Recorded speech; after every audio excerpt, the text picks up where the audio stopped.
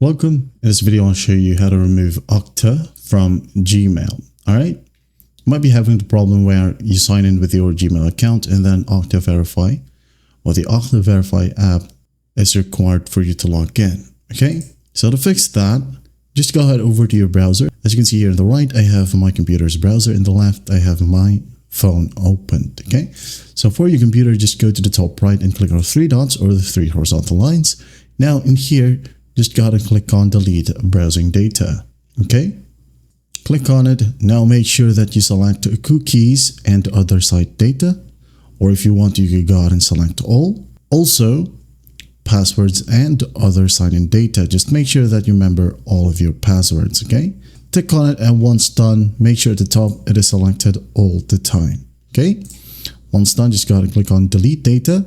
Now go ahead and restart your browser, and once done, you should be good to go. Now, if you're having a problem using your phone, just open up any browser from your phone.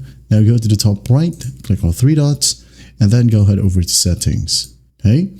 And here, just go ahead and tap on privacy and security. And as you can see here, we have delete browsing data as well.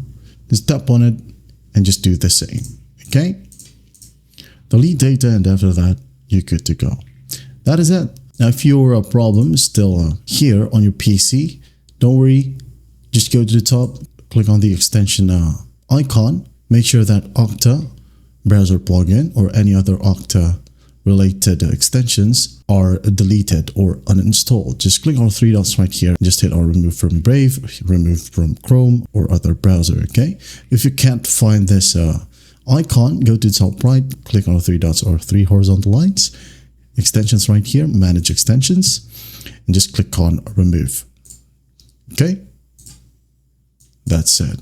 Now, if you're still having a problem, well, you'll have to contact your previous company's IT department, as your company likely uses Okta for their Google Workspace, and they will need to deactivate your user account. Okay, that is it. Well, I hope this video helps, and I'll see you in the next one.